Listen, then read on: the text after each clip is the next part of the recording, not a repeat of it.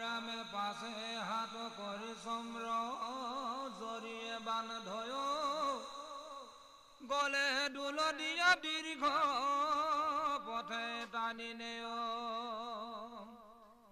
কাটিবাক লাগি যেন ৰাজদূত নেৰ কোনো মনুষ্যক তাকো সেহি নয় দূতৰ বদখনাৰে তাৰ কাম পেশৰ বগাও পথে জান্তয়নে কুকুৰে বেৰি খায় খুদাই এটি চিলাবে বাটি উদয়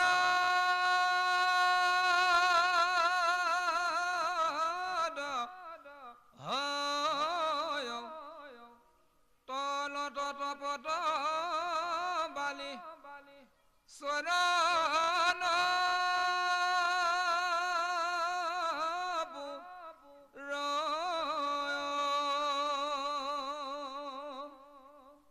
শান্তিবে নপাৰি সিটো পথত পৰ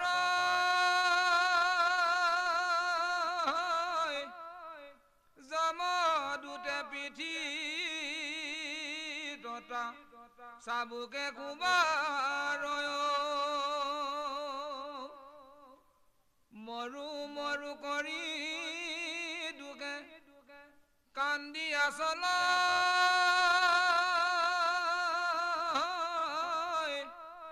বায়ুৰে বানিয়া ৰ'দ শৰীৰত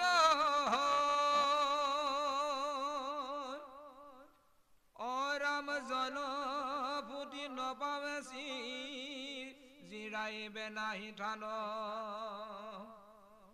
ঠাই ঠাই পৰে বনত ৰিস হুৱে প্ৰাণ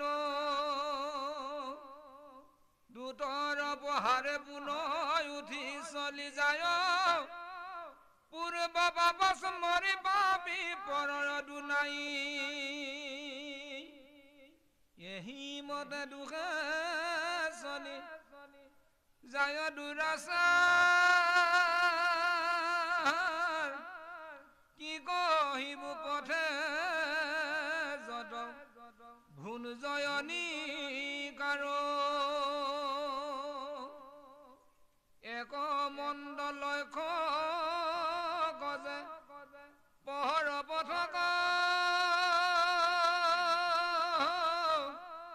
নেৰয় ছয় চাৰি দনদ পাৰয় দুশত এতিয়া অতি ভয় লগা বিৱৰণ এটা আমাক দিছে যে মৃত্যুৰ পিছত জীৱবিলাকৰ বিলাই কি হ'ব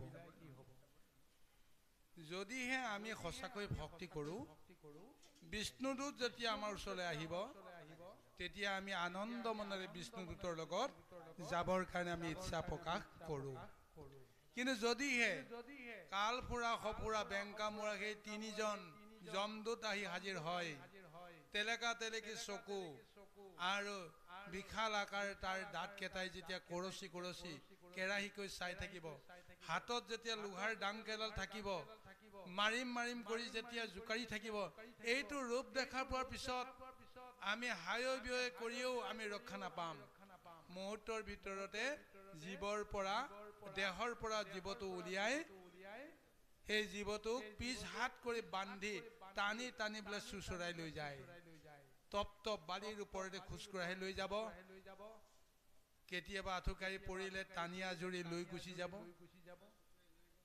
আৰু পিঠিত মহাকূপ দিব ইত্যাদি ইত্যাদি নানান যন্ত্ৰণা দি দি এই জীৱক যমৰ আগত হাজিৰ কৰাব কিমান নিকাৰ ভুঞ্জিব লাগিব তাৰ ঠিক নাই কিন্তু সেই মুহূৰ্তত জীৱই পূৰ্বতে কৰা কৰ্মৰ স্মৰণ কৰাৰ বাহিৰে হাই হাই কি কৰ্ম কৰিলো যাৰ ফলত আজি আমাৰ এনে দুৰ্দশা হ'ল যেতিয়ালৈকে তেওঁ চুৰ কৰি আছিল ধৰা পৰা নাছিল তেতিয়ালৈকে সব ঠিকে আছিল হয়নে কিন্তু যেতিয়াই তেওঁ পুলিচৰ হাতত ধৰা পৰিল সেই সময়ৰ পৰা তেওঁৰ যিটো শাস্তিৰ বিধান নহওঁতেই যিমানখিনি শাস্তি তেওঁ খাব লগা হ'ল, এতিয়া কোৰ্টত হাজিৰ কৰিলেহে তাৰ শাস্তি বিচাৰ হ'ব। কিন্তু কোৰ্টত হাজিৰ কৰাৰ আগমুহূৰ্তত পুলিচে যেতিয়া আমাক বিচাৰি ঘূৰি ফুৰোঁতে, যেতিয়া পুলিচৰ পৰা পলাবৰ কাৰণে যত্ন কৰোঁতে পুলিচো পলাব লগা, দৌৰিব লগা হৈছে, অপৰাধীও দৌৰিব লগা হৈছে। আৰু যেনেকৈ নহওক যেতিয়া ধৰিব পাৰে, তেতিয়াতো কি বিচাৰ হ'ব সেইটো বিচাৰ কথা।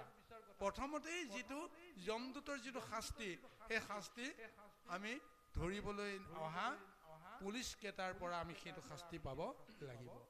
হাকিমৰ ওচৰত যেতিয়া খাৰা হ'ম, অৰ্থাৎ যমৰ ওচৰত যেতিয়া খাৰা হ'ম, তেতিয়াহে যমে বিচাৰ কৰিব, সুধিব কি দুখ কি সুখ।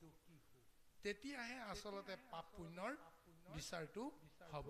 তাৰ আগমুহূৰ্তত আমি কৰ্ম দুখত পৰি এনেদৰে পূৰ্ব জনমৰ পূৰ্ব কৰ্মৰ আমি স্মৰণ কৰি নিজকে হায়ৈ ব্যয় কৰাৰ বাহিৰে উপায় নাই। যদি মই সঁচাকৈ নিৰ্দোষী, তেতিয়াহ'লে মোক পুলিচে ধৰি নিলেও মোৰ মনত কেতিয়াও ভয় নাথাকে, শংকা নাথাকে, হয়নে? মনত এটা সাহস থাকিব। কিন্তু যদি মই নিজকে জানো যে মই দোষী হয়, তেতিয়াতো মোৰটোতো উপায় নাই। গতিকে আমাৰ জীৱবিলাকৰ এইটো অৱস্থা। চাওক গুৰুসকল, এয়া যিটো নৰকৰ নিকাৰ কথা কৈছে, আমাৰ প্ৰত্যেক জীৱৰ ক্ষেত্ৰত এইটো বাস্তৱসন্মত এটা ৰূপ আছে। হয়তো নানাজনে নানা ধৰণৰকে হয়তো বিশ্লেষণ আনিব পাৰে, যে কোনোবাই আনিব পাৰে যে ইয়াতেই স্বৰ্গ ইয়াতেই নৰক, তেতিয়াহ'লে মৰাৰ পিছতনো কোনখন নৰকত জীৱই কেনেকৈ শাস্তি ভোগ কৰে আমি কেনেকৈ বিশ্বাস কৰিম? হয়তো কোনোবাই তেনেকুৱা ক'ব পাৰে। কিন্তু পাৰমাৰ্থিক দৃষ্টিত আমি যদি বিশ্লেষণ কৰোঁ যে হয়, এইখন সংসাৰতে আমি স্বৰ্গ নৰকৰ চব ভোগ কৰোঁ, কিন্তু সেই জীৱাত্মাই যদি মুক্তি পাব লাগে, তেতিয়াহ'লে সেই জীৱাত্মাই যিটো ঈশ্বৰ কৰ্ম ধৰ্মৰ ওপৰত কৰিবৰ কাৰণে প্ৰযত্ন কৰে, তাৰ জৰিয়তে তেওঁলোকে মুক্তি পায়। কিন্তু যিসকলে নোৱাৰে, তেতিয়াহ'লে অধোগামী হ'বলৈ বাধ্য হয়। এইটো জনমত আমি মনুষ্য হৈছোঁ, কিন্তু মনুষ্য ৰূপে যদি আমি সঁচাকৈ মনুষ্যৰ ধৰ্ম আৰু কৰ্ম কৰিব নোৱাৰোঁ, তেতিয়াহ'লে পৰ জনমত আমি কেতিয়াও হয়তো মনুষ্য ৰূপে জন্মগ্ৰহণ কৰিব নোৱাৰিম। মনুষ্য ৰূপে জন্মগ্ৰহণ কৰিলেও আজি যদি সাধু সন্ত মহন্তৰ গৃহত জন্ম লাভ কৰিছোঁ, কালি ক্ষুদ্ৰৰ গৃহত জন্মগ্ৰহণ কৰিব লাগিব। জ্ঞান দৰ্শন য'ত নাই, বিচাৰি পাবলৈ নাই, তাত আমাৰ বুদ্ধিভ্ৰষ্ট হোৱাৰ এটা ব্যৱস্থাত আমাৰ জীৱন আৰম্ভ হ'ব লাগিব। গতিকে কৰ্ম দুখে আমাক লৈ যাব, অৰ্থাৎ জন্ম সূত্ৰেই আমি নৰক যন্ত্ৰণা ভুগিব লাগিব। এই কথাটো আমি সকলোৱে জানিম। গুৰুসকল, নৰকখন ক'ত আছে আমি নাজানো, কিন্তু নৰকখনৰ দৰ্শন আমি ক'ত পাওঁ জানে? চবেই জানে। আমি মাতৃৰ গৰ্ভতে আমি নৰক দৰ্শন পাওঁ।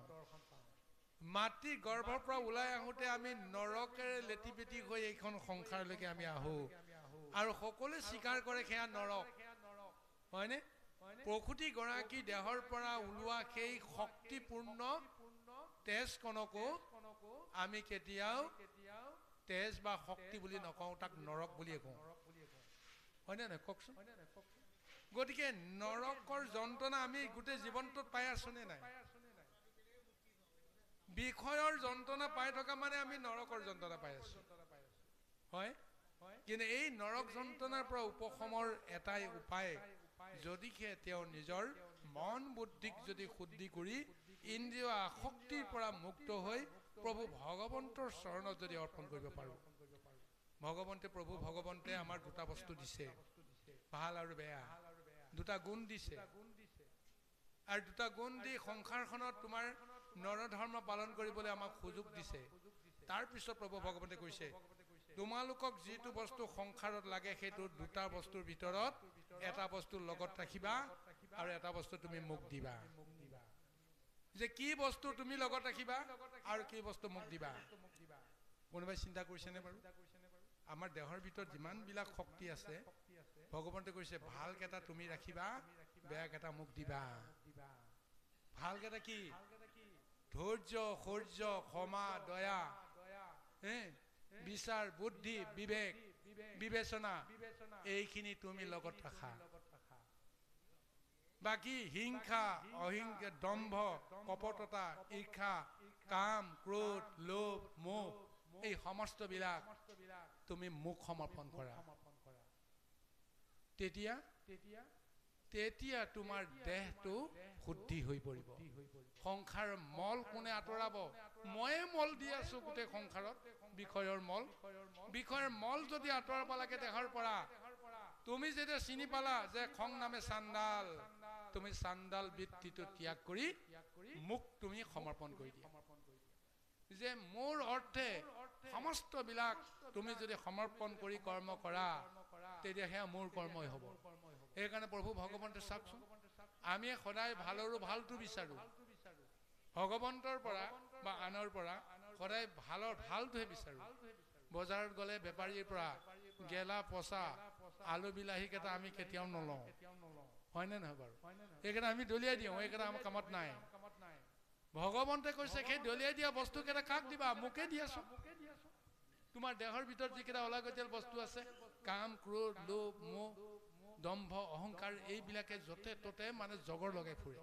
গতিকে এই জগৰ লগোৱা বস্তু কেইটা তুমি আনক যদি দিয়া আনৰ অপকাৰ কৰিব বিষাক্ত সাপ এটা যদি আপুনি মেলি দিয়ে সেই আপোনাৰ ঘৰৰ পৰা ওলাই গৈ খাক কেতিয়া অপদংশন কৰিব ঠিক নাই সেইকাৰণে কৈ আছে খং নামে চাণ্ডাল তুমি দেহৰ পৰা উলিয়াই কাকো তুমি বৰ্ষণ নকৰিবা কাৰো ওপৰত যদি খং ৰাগ অভিমান তুমি যে প্ৰয়োগ নকৰা সেই অভিমানটো তুমি মুকেই সম্পাদন কৰা তুমি যদি কাৰোবাক খং কৰা তেতিয়াহ'লে তোমাৰ ওপৰতো তেওঁ খং কৰিব তুমি যিটো খঙৰ বীজটোহে তেওঁক দিলা তাৰ ৰূপটো কিন্তু বেলেগ এটা ভয়ংকৰ ৰূপ লৈ আকৌ তোমাকে খুটিবলৈ আহিব হয়নে নহয় কওকচোন আৰু তেওঁ বা কাক কি ক্ষতি কৰি ঠিক নাই গতিকে এই খং নামৰ বৃত্তিটো তুমি মুখ দিয়া তোমাক যদি নালাগে তুমি যদি ভাবা তোমাৰ কাৰণে এইটো প্ৰয়োজন নহয় অপকাৰ হয় তেতিয়াহ'লে এই বস্তুটো তুমি মুখ দিয়া তেতিয়াহ'লে মই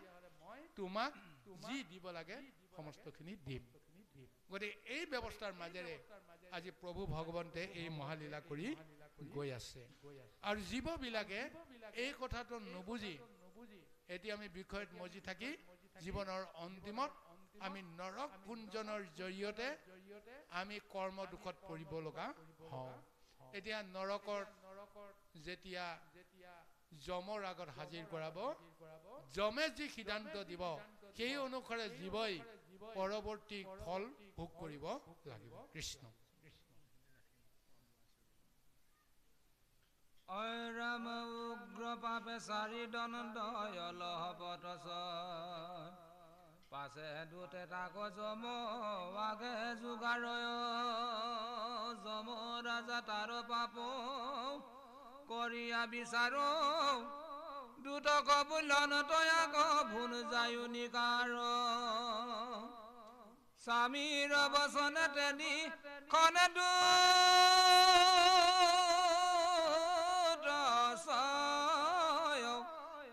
বাঘে যেন গৰ্জি যায় তাক ধৰ সমস্তে শৰীৰে তাক তৃণ কমেৰা লগাই বেৱগনি সিটো পাপি পুৰি যায় হাতু তাৰ মাংসৰ কাটি তাকে খুৱাৰ জীৱন্ততে লক্ষ লক্ষ গুণে টানক নাৰী সৰ্প জীৱা মহ দাহ তাকে বেৰি খাই দেহাত পীড়াত আতি পৰি মূৰ্ছা যায় ঐৰামে হাত ভৰি টাঙকে কতো হস্তি গৰকায়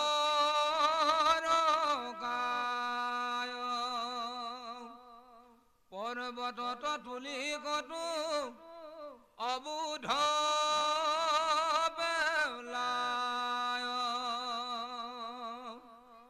ক্ৰামি চকয়াদি যত যন্ত্ৰণা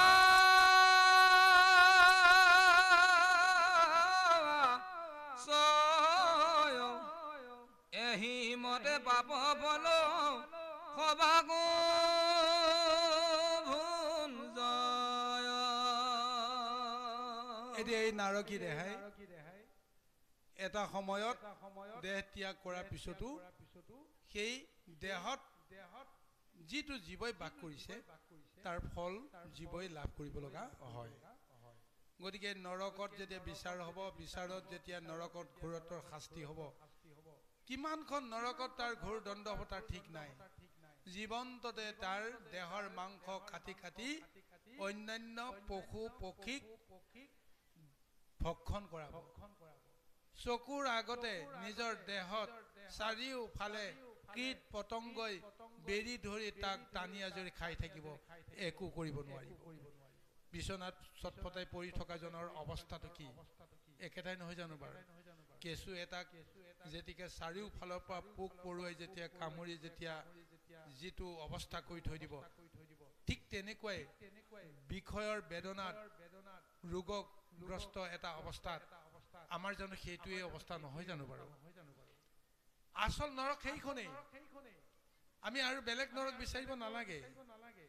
এই নৰকৰ নিকাৰ আমি ভুঞ্জিব লাগিব পূৰ্ব জন্মৰ কৰ্ম ফল ভুগি। এই কথাটো আমি জানিব লাগিব।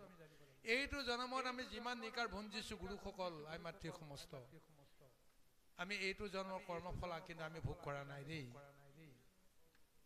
এইটো আমি যোৱা জন্মৰ কৰ্মফল আমি এইটো জন্মত পাই আছো। আৰু সেইকাৰণে আমাৰ কাৰোবাৰ পৰমায়ু 100 বছৰ, কাৰোবাৰ 20 বছৰ, কাৰোবাৰ 30 বছৰ, 50 বছৰ, 60 বছৰ। কিন্তু মনুষ্য লোকক বিধিমতেহে দিছে 100টা বছৰ। কিন্তু কেইজনে 100টা বছৰ অতিক্ৰম কৰে? সমস্ত মিলা পূৰ্ব জন্মৰ বাসনা অনুসৰিয়ে এইটো জন্মত আমি পৰমায়ু ভোগ কৰোঁ। পৰমায়ু সমাপ্ত হোৱাৰ পিছত এইটো জন্মত আমি যিমানখিনি কৰ্ম কৰিলো সেইখিনি কৰ্মৰ ফল লৈ আমি যাওঁ। যদি পাপ কৰোঁ তেতিয়াহ'লে পাপৰ ফল লৈ আকৌ নৰকত আমাৰ দৰ্শন হ'ব, বিচাৰ হ'ব।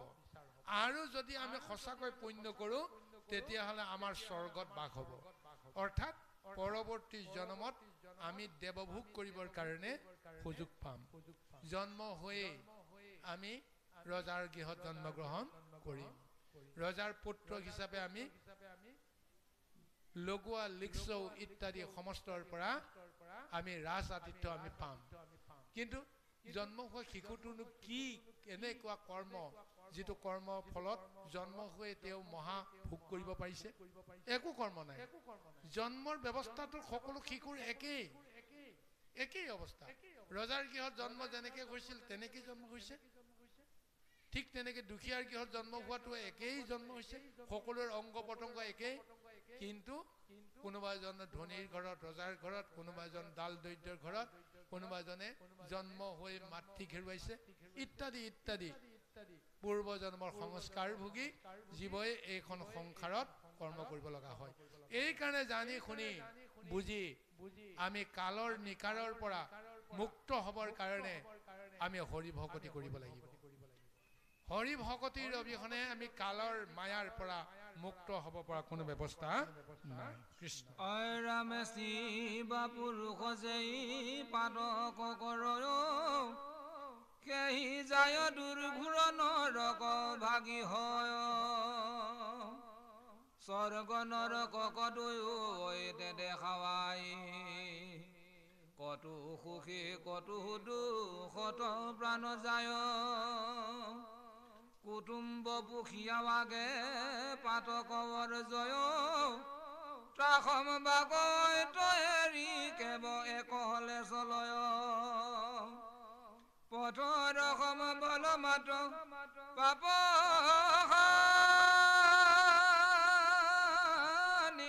লৈ শৰীৰক এৰি নৰ কদপ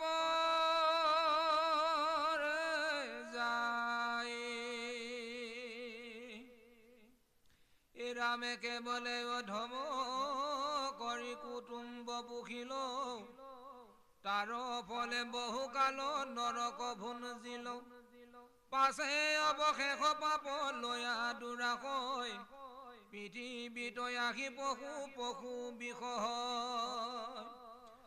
ৰাম ৰাম কিৰিমিকিত আদি নানা বিধ জুনি পায় ঐদ তাৰ দুখে দণ্ড যুগ সমজায় অনুকৰ্মে ভোগ ভুজি পাপ কৰি হয় পুনৰূপী আহি যিটো মনুষ্য চহুৰ এতিয়া ইয়াৰ পিছত আৰু পুনৰ বৰ্ণনা দিছে নৰকৰ নিকাৰ ভুঞ্জি ভুঞ্জি এটা সময়ত জীৱবিলাকক নৰকৰ পৰাও মুক্ত কৰাই দিয়ে কাৰণ বিচাৰ যেতিয়া হ'ব কৰ্মদুখ যেতিয়া ভুগিব সেই বিচাৰ মানে হোৱাৰ পিছত কৰ্ম দুখৰ পৰা তেওঁলোকক মুক্ত কৰাবৰ কাৰণে আৰু এটা সুযোগ দিয়ে নৰকৰ পৰা তেওঁলোকক পঠিয়াই দিয়ে আৰু এই মায়াময় সংসাৰলৈকে কিয় পঠিয়াই দিয়ে জানে যে জীৱবিলাকক মুক্ত কৰাবৰ কাৰণেই প্ৰভু ভগৱন্তে সদায় বাঞ্ছা কৰে কিন্তু যদি নিজৰ কৰ্ম দুখত মুক্ত হ'ব নোৱাৰে কৰ্মফল ভুগি বাৰে বাৰে জন্ম মৃত্যু কৰি সংসাৰ ভ্ৰমণ কৰি থাকিব লাগে সেইকাৰণে বিধিৰ ব্যৱস্থা মতে এটা জন্মৰ পিছত তেওঁ আকৌ এবাৰ নৰক দৰ্শন কৰাই তেওঁক নানা ধৰণৰ শাস্তিৰ বিধানৰ জৰিয়তে তেওঁক এক জ্ঞান দিবলৈ যত্ন কৰিছে এই জন্মতে যি কৰিলা অহা জন্মত যেন কোনো ভুল নকৰা তাৰ কাৰণে পুনৰ নৰকৰ পৰা সংসাৰৰ জীৱবিলাকক মেলি দিয়ে আৰু সেই জীৱবিলাক আকৌ সংসাৰলৈ আহি প্ৰথমতে কি ৰূপে জন্মগ্ৰহণ কৰে তৰু তৃণ বিষ ৰূপে জীৱবিলাকে জন্মগ্ৰহণ কৰিব লগা হয় তাৰ পিছত অন্যান্য যিমানবিলাক জীৱ আছে সৰীসৃপকে আদি কৰি সৰ্প আদিকে আদি কৰি এই জীৱবিলাকৰ ৰূপ লয় তাৰ পিছত চাৰিঠেঙীয়া জীৱত পৰিণত হয় আৰু তাৰ পিছত চাৰিঠেঙীয়াৰ পৰা দুঠিঙীয়া জীৱলৈকে পৰিণত হয় দুঠিঙীয়া জীৱবিলাকৰ ভিতৰত সৰ্বশ্ৰেষ্ঠ জীৱটো হৈছে নৰ কত পুণ্যৰ ফলত তেওঁলোকে নৰৰূপে আকৌ জন্মগ্ৰহণ কৰিব লগা হয় নৰৰূপে জন্মগ্ৰহণ যদি কৰে তেতিয়াহ'লে সেই জীৱই মুক্তি পাব পাৰে গতিকে গুৰুসকল পাপ পুণ্যৰ বিচাৰত জীৱসকলে প্ৰথমতে পুণ্য অৰ্জন কৰি সংসাৰত বৰ্তি থাকিবৰ কাৰণে ভগৱন্তে তেওঁলোকক প্ৰথমতে বৃক্ষ ৰূপে তৰুতৃণ ৰূপে জন্মগ্ৰহণ কৰাই দিয়ে একেবাৰে নিজ জীৱ হিচাপে তেওঁলোকে কি কৰে জন্ম হৈয়ে তেওঁলোকে মহা পুণ্য অৰ্জন কৰাৰ কৰ্মখিনি কৰিব লাগিব সেইকাৰণে প্ৰভু ভগৱতে দয়া কৰি কৃপা কৰি তৰুতৃণত তেওঁলোকক জন্মগ্ৰহণ কৰাই দিয়ে চাওকচোন বাৰু অন্যান্য জীৱবিলাকে বিষয় সম্বন্ধীয় ব্যৱস্থাৰ মাজেৰে হাবাতুৰি খাই ফুৰিব লাগে কিন্তু তৰুতৃণ উদ্ভিদ জাতীয় জীৱবিলাকে একে ঠাইতে থাকি তেওঁলোকে আহাৰো কৰিব লগা হয় বিহাৰো কৰিব লগা হয় নিজৰ কাৰণে তেওঁলোকৰ কৰিব লগা একোৱেই নাই যি কৰে সমস্তবিলাক জগতৰ কাৰণে অন্যান্য জীৱবিলাকৰ কাৰণে কৰে গতিকে আমি প্ৰথমতেই জীৱনটোক যদি আমি ধন্য কৰিব লাগে যদি সংসাৰত যদি আমি বৰ্তি থাকিব লাগে আমি প্ৰথম কৰ্মটো কৰিব লাগিব দান যদি আমি কাৰোবাক দান দি পোৱা নাই তেতিয়াহ'লে আমি পুণ্য অৰ্জন কৰিব নোৱাৰো গতিকে উদ্ভিদে সদায় জীৱক দানেই কৰি আছে উদ্ভিদে কেতিয়াও নিজৰ কাৰণে ফুল নধৰে নিজৰ কাৰণে ফল নধৰে উদ্ভিদে নিজৰ দেহত ধাৰণ কৰা সুমিষ্ট ফলটো মুখ লাগে বুলি কেতিয়াও ৰাখি নথয় পৈণত হোৱাৰ অৱস্থাত তেওঁ নিজৰ দেহৰ পৰাই তেওঁ এৰি দিয়ে কাক উদ্দেশ্য কৰি সংসাৰৰ জীৱকুলক উদ্দেশ্য কৰি গতিকে এনেদৰে জীৱবিলাকক প্ৰভু ভগৱন্তে এক মহা কৃপা কৰি বৃক্ষ ৰূপে কেৱল জীৱকুলক ৰক্ষা কৰাৰ কাৰণে মহাদান হিচাপে তেওঁলোকে দিব পৰা শক্তিকণ ভগৱন্তে দি তেওঁলোকক কৃপা কৰে তাৰপিছত যেতিয়া অন্যান্য জীৱবিলাকৰ ৰূপ পাব তাৰপিছতেই পাপ পুণ্যৰ বিচাৰৰ ব্যৱস্থাটো আহিব বিষয়ৰ ধাৰণাবিলাক তেওঁলোকৰ মনত আহিব আৰু এনেদৰে আহি আহি পুনৰ মনুষ্য হোৱালৈকে কিমানটা জন্ম যাব লগা হয় তাৰ কোনো ঠিক নাই এই কাৰণে আজি সংসাৰ চক্ৰৰ যি মহিমা কালৰ যিটো বৰ্ণন সুন্দৰভাৱে দেৱভূতি মাতৃক এই কাৰণে প্ৰদান কৰিছে যে তুমি বা মই নিজৰ ইচ্ছামতে আমি কেতিয়াও জীয়াই থাকিব নোৱাৰো যদি আমি নিজৰ ইচ্ছামতে জীয়াই থাকিব লাগে তেতিয়াহ'লে গুৰুৱে দিয়া জ্ঞান ঈশ্বৰে দিয়া শক্তি এইখিনিক লৈ সেই ঈশ্বৰৰ ওচৰত আমি সমৰ্পিত হ'ব পাৰিব লাগিব তেওঁ যিটো জ্ঞান চেতনা দিব সেই অনুসাৰে তেতিয়াহে আমি নিজকে আমি সংসাৰৰ পৰা মুক্ত কৰিবলৈ নিশ্চয় সুযোগ আৰু সুবিধা পাম বাৰু যি কি গুৰু সমস্ত আৰু দুটা প্ৰদৰ্শনৰ পিছত আমাৰ এক অধ্যায় সমাপ্ত হ'ব সময়ৰ প্ৰতি লক্ষ্য ৰাখি ইতিমধ্যে আপোনাসবৰ মাজৰ পৰা এক নিৰ্দেশনাও আহিছে গতিকে নিশ্চয় মহাভাগৱতৰ আমি ইয়াতেই